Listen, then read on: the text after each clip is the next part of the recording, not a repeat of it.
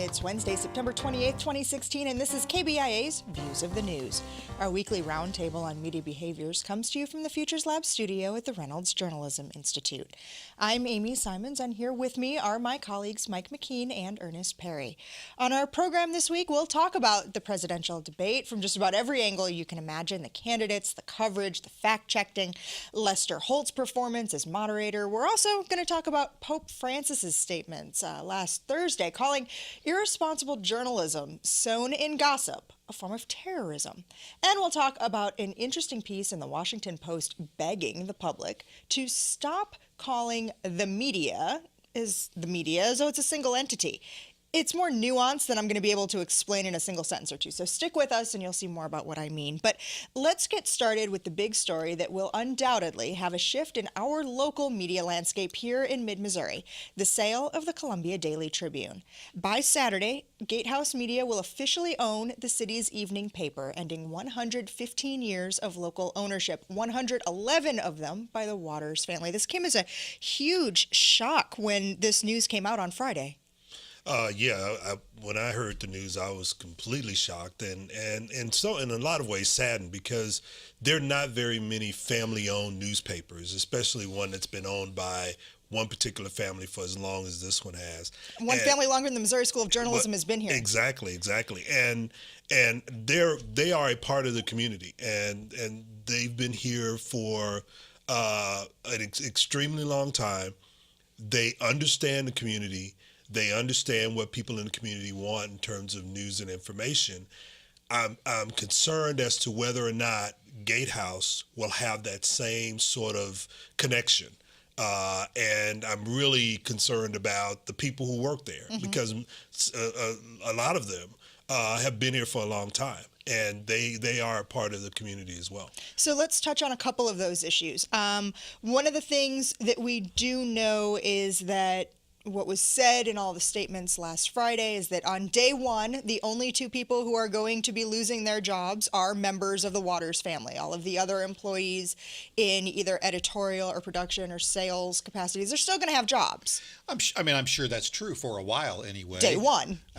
We do know from GateHouse has laid off or done some buyouts at other papers around the country. But then again, so has the Tribune under the Waters ownership over the past few years, because the economics of local newspapers are in trouble and have been for a long time. And, the Waters family basically acknowledged that they needed a group owner to bring the kind of resources that a group owner has to be able to keep the paper going. That doesn't mean we shouldn't, mourn the passing of a family paper. I agree, with Earnest. They've been around for a long time, and even though some critics think maybe the Tribune has sided with developers over other interests at times, there's a single family has cared enough about the community to provide consistent coverage of that community. And I also think it's sad when you lose that kind of pressure on our own media, especially the Columbia Missourian, to have an outside interest running the paper rather than a local entity that we need to compete with. That doesn't mean GateHouse is going to do a bad job. I'm not predicting that. I'm just saying that it's going to be different. No, I'm not predicting that. But if you go back and you look at what GateHouse has done when they moved into other communities. Tell us a little bit more about GateHouse and its reputation and its history. Well, in those terms. GateHouse came out of bankruptcy, I think it was about 2 years ago. And they began a push to buy newspapers. And when they purchased these newspapers, they've gone in and they've done what they've set up what they call hubs. So they'll have one particular newspaper in a particular area that will handle most of the news in that area and then ship it out to their other properties. And that's what they were talking about doing with the Columbia Daily Tribune as well. The Tribune will be the hub for the newspapers that it owns in Missouri. They own the newspaper in Mexico and in Boonville and a couple other places. So it'll be the hub. One of the issues with that is that local coverage, you begin to miss that local coverage, or you don't have as much local coverage because you've created that hub in those areas. And it's another way for them to sort of maximize or maximize the talent they have. But in maximizing, they minimize the staff, which means they're cutting back on reporters. They can cut back on copy editors and that sort of thing. What's going to matter is whether they can come up with a successful business model that runs counter to what's happening elsewhere. GateHouse does have a digital marketing arm that they can bring to bear to things. They also have an event planning agency which could bring more local revenue in. And if those things work, then maybe it'll be a net positive. But if I were employees, not of the Tribune so much, if I were employees in Mexico or Moberly or Boonville or Joplin or Kirksville or all the other places they've got papers, I'd be the ones to be worried about my jobs as this hub concept goes into effect. Right, you're absolutely right. I mean, I do agree with you, Mike, that there are some digital aspects that the Columbia Daily Tribune under the Waters family just couldn't do because they couldn't generate enough revenue locally to make those things happen. So they were struggling to keep up with the changing way of distributing news that other news outlets have gone to. And so that was one of the things that they talked about in their explanation as to why they made the decision now to sell to a publicly traded company. So, Mike, you started to touch on this a little bit. With the exception of KMIZ, which is our ABC and Fox affiliates here in this market, and some commercial radio stations mainly doing music formats and news talk, but without a whole lot of local news. One of the things that the Columbia Daily Tribune did was it kept us on our toes here at the School of Journalism with the Missourian and KOMU and KBIA, really providing us with another professional outlet that we were competing with on a daily basis. And the fact that it was locally owned until this week meant that there were people here who very much cared about this. Do you think that having corporate ownership coming into this market, does that change that for us? I think we'll get a sense of this if we answer one big question, which GateHouse says they're going to answer in the next couple of weeks. Who is going to be the new publisher? They're going to name a new publisher. The Waters family is out. Is this new publisher going to have any local roots or regional roots? If so, that's one way of looking at that and whether or not we can expect to have the kind of local competition we talked about and local commitment to the market.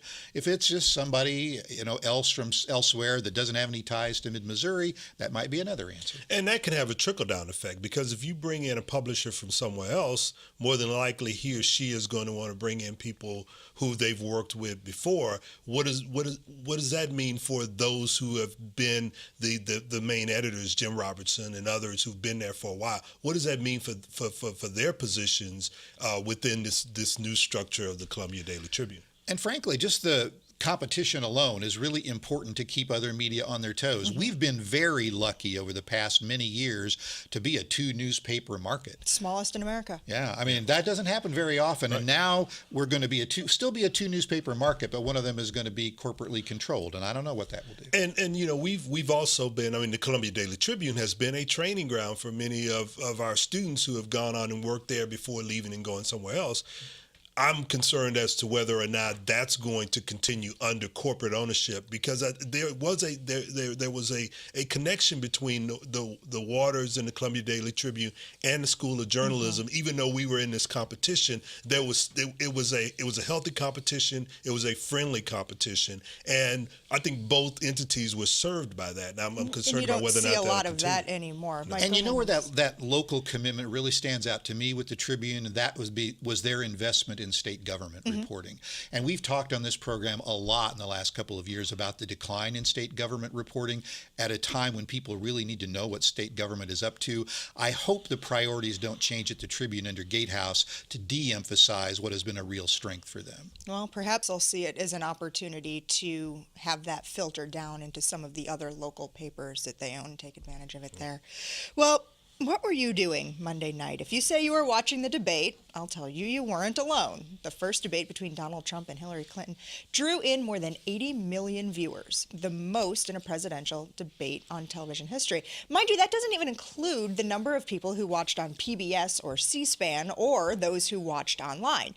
Count them in, and we're talking closer to maybe 100 million people. Your initial reactions to what you saw on TV or online on Monday night? I mean, I was gratified to see that the public was paying attention. Now, we should say in context that as a total percentage of the population, this audience wasn't as big as the Reagan-Carter debate back in 1980, because there's been a whole lot more American citizens than there were back then. Still, a lot of people were paying attention. And my personal reaction to it was, the way it was handled, the format, and we'll talk more about Lester Holt in a little bit, but everything, I think, conspired to give us a really good look at the candidates as unvarnished as we're going to see them on national television, and I appreciated that. I think this was, I agree with you on that point. I heard someone say yesterday that this was one of the moments where people who really hadn't paid attention to the campaign, they got a glimpse of what the political junkies have been seeing for the last 15 months. They were able to see Donald Trump in this kind of environment. They were able to hear some of the things from Hillary Clinton that they hadn't heard, because a lot of the coverage has been more about how each one of them was talking about each other, even though they did a lot of that. There was also some policy conversation in there, and so some discussion about what they would do if they won the election. So they were, at least a large segment of the public was able to see that for the first time. The split screen, who do you think that helped the most? Hillary Clinton. Yeah. Yeah, I mean, it really did. I mean, I watched it, and every time they went to split screen and I looked at Donald Trump and I was like, he really needed to have a screen so he could see his appearance. I mean, it was the expressions on his face, the talking over her, saying no, that's not true, and all the other things. And then the coughing, the sniffling, or whatever he was. I mean, it just, the whole image of, are you looking presidential? She looked more presidential on the split screen than he did. And it was interesting to me because, as a lot of media observers pointed out right after the debate, it's impossible to believe that Trump wasn't told how important it was to be seen properly with the split screen. He had Roger Ailes as one of his advisors, who knows everything about political debates and news coverage. So do you think part of that may have been the reports that he never actually prepared with somebody playing the role of Hillary Clinton, so he didn't necessarily have somebody baiting him in conversation to practice having that poker face? I'm not sure. I mean, somebody asked me about this yesterday, and I said, maybe he went into this debate thinking that it was going to go the way all the other debates he had done back during the primaries with the other Republican candidates. I think what he failed to understand, or what he didn't pay attention to, is the fact that it's one-on-one, and you're going up against someone who has been debating since high school. And I mean, she's in a Super Bowl league compared to the other debates that he was in. And I think he went in, he was totally unprepared. And I don't actually think it was just the split screen where we saw that, happening, the lack of preparation. I mean, she did bait him several times. Oh, yes. Whether you think that, she was treated lightly or he was treated unfairly or whatever, she successfully baited him. And as the debate went on, he just got further wound up more and more. Whether you had the sound on or the sound off, you could just see that he got into what a lot of people call word salad, just throwing out a lot of words that didn't seem to sync together. There wasn't a lot of punctuation or complete sentences. He got, really riled up as the moments went on. And you'd think if you were prepped, as she clearly was, she didn't rise to the bait a few times when he laid it out there for her, but he did. No, you're absolutely right. I mean, it was almost as if you could see it happening. I mean, if you were watching, you're going like, uh-oh. It was almost like she'd say something, and then he just when she got him on the tax thing. Oh, the tax thing. When she got him on the stamina. And he went down that road, and when he did it, I went like, no, don't do. And then she just laid into him, and I think a lot of it goes back to the fact that he just didn't prepare, and I don't think he realized that what he does on the stump doesn't work in a debate. And if you go back and you look at other debates, any presidential candidate, or any race for that matter, if you try what you do on the stump in a debate, you're going to come out on the negative end. Of course, we have to also step back and say, does it make any difference in the long run? I don't know. I don't think it will.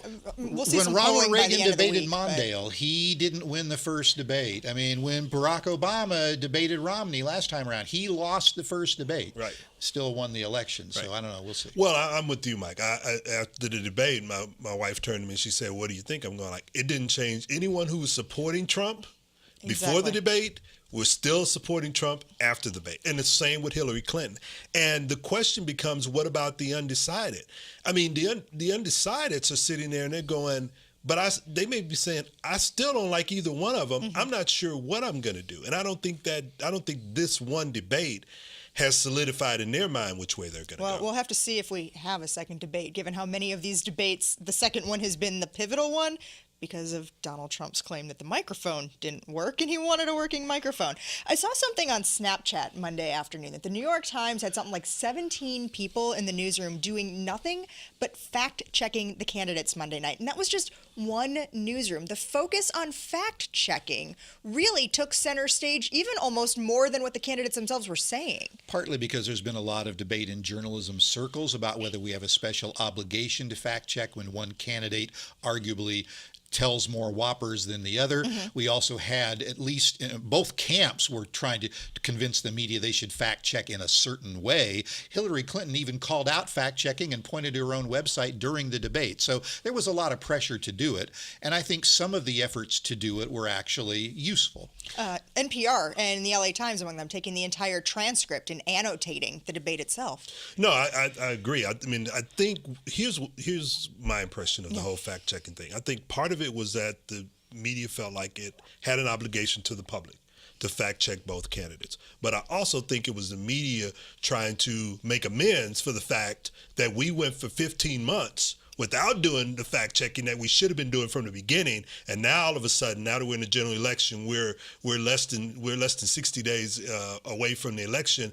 Now all of a sudden they're saying, well, we're going to be looking out for you. Well, you know, there's some who are saying, you know, you should have been looking out for us way back when, and maybe we wouldn't be at this point right now had you done that. I do worry a little bit, as I've said before, about just how close to the truth we can get with fact checking. Yeah. I mean, I thought NPR did a really good job because basically, as you said, Amy, in line with the transcript, they simply pointed you to news coverage or resources that addressed whether they were accurate or not. They didn't say pants on fire, liar, or whatever it was. They just laid out the information, because I think a lot of people these days are just immune to fact-checking, especially if they perceive it coming from the other side. No, I think you're absolutely right. I mean, I heard a piece this morning where Donald Trump was basically saying that all the polls were showing that he won the debate, and I went, what poll are you looking at? Because all the polls that I saw...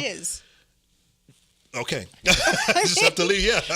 What else am I going to say? Yeah, Chances are they were his polls. Right. Let's turn our attention to the debate's moderator. Good evening from Hofstra University in Hempstead, New York. I'm Lester Holt, anchor of NBC Nightly News. I want to welcome you to the first presidential debate. And as you would expect, there has been high praise for Lester Holt's performance and some heavy criticism, in part for moments like this one, where the candidates seem to take control. Well, you haven't done it in 30 years or 26 years. Well, any number you I've want to been do. a senator, You Donald, haven't done it. And you haven't I done have it. been a And Secretary of State, and I have Your done husband signed a lot. NAFTA, which was... Sometimes they spoke right over Holt, not letting the moderator get a word in edgewise. Segment, we're continuing Well, the at subject least of I have a plan to fight achieving ISIS. No, you're telling the enemy everything you want to do.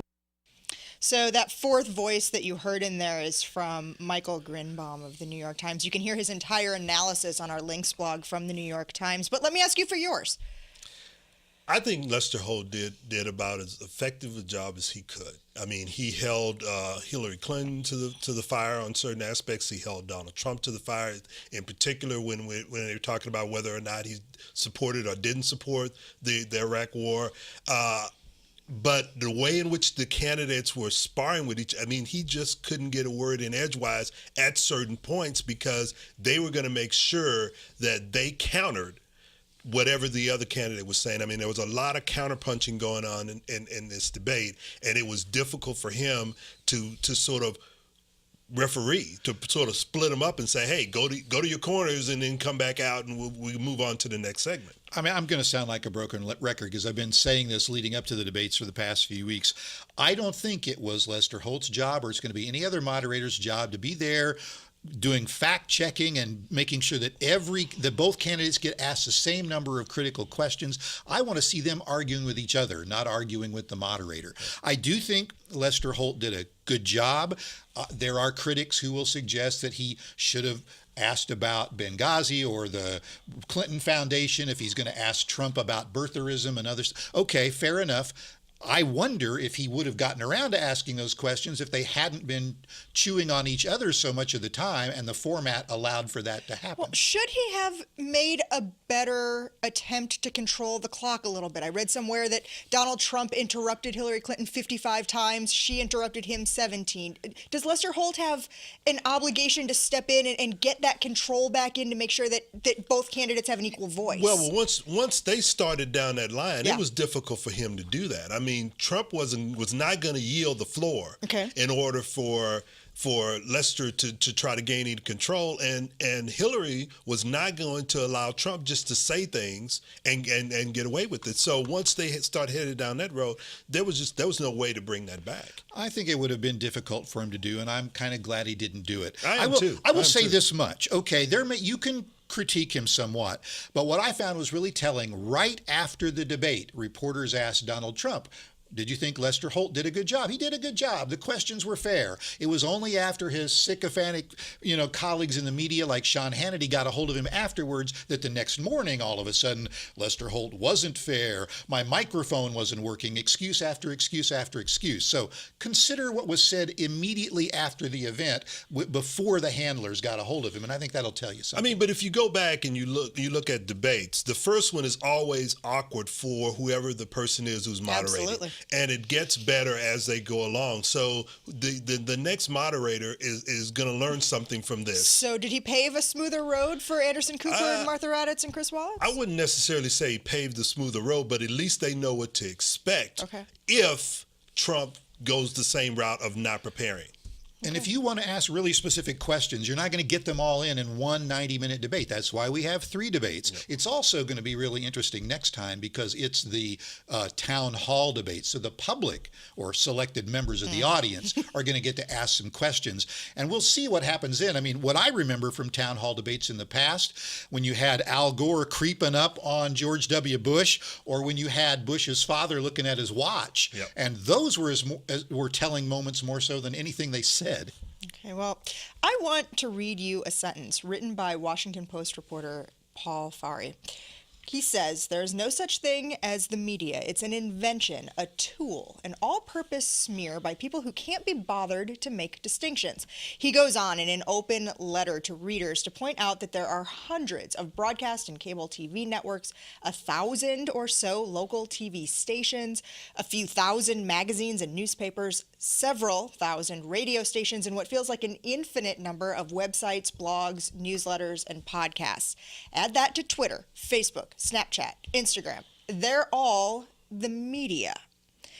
What's his point here? Well, I think his point is I think he was hoping to sort of nudge the public to begin to look at the media as, for lack of a better term, as individuals as opposed to one large group.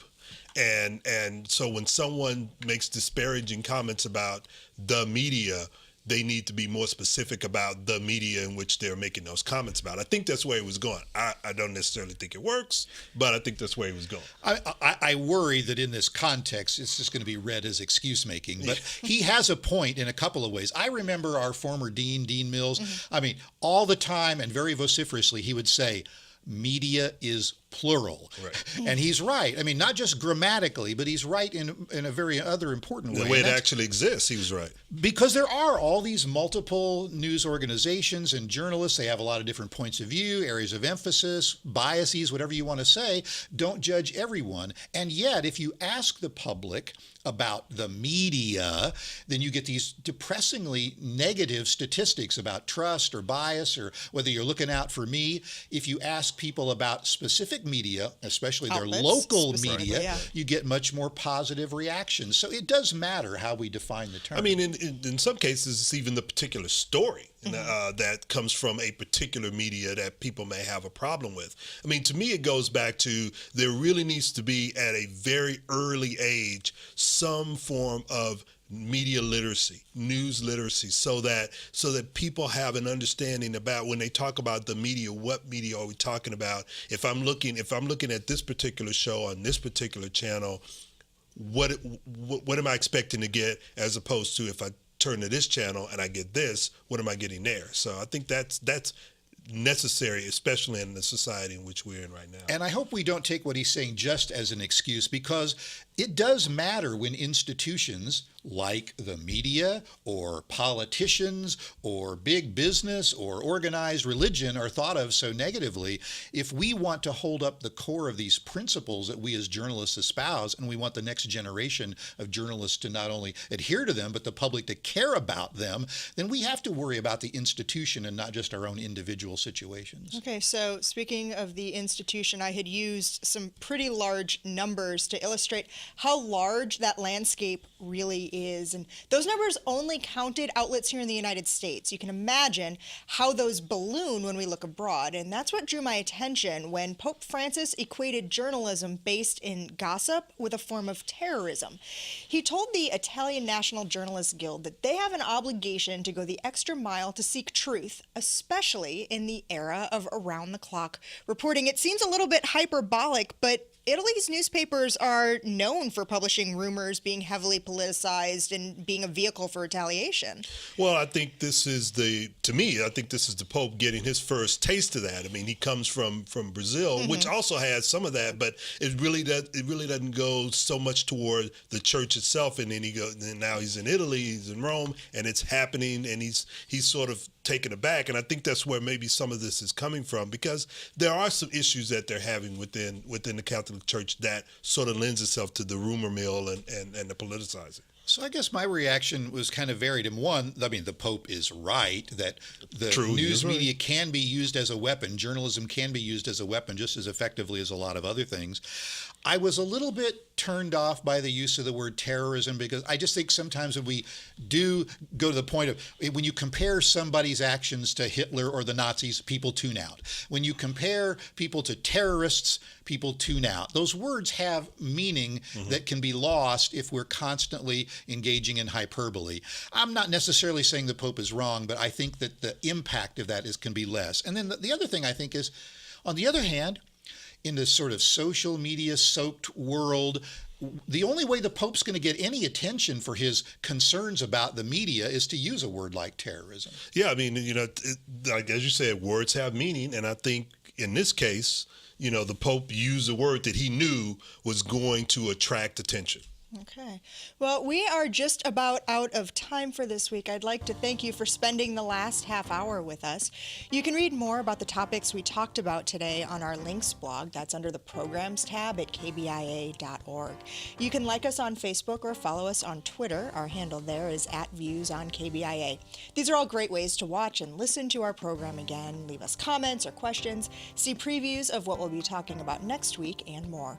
And a quick reminder that if you missed any part of today's program or you want to listen to it again, we've got you covered. Audio podcasts are available on the KBIA website, the NPR One app, and iTunes. And if you want to watch the program, we're on YouTube and Facebook as well. Our thanks to RJI's Travis McMillan for directing today's show, and to Pat Akers for handling the audio. Megan Sheets is our associate producer. I'm Amy Simons. Be sure to join us again next week when we're back with you for another edition of Views of the News.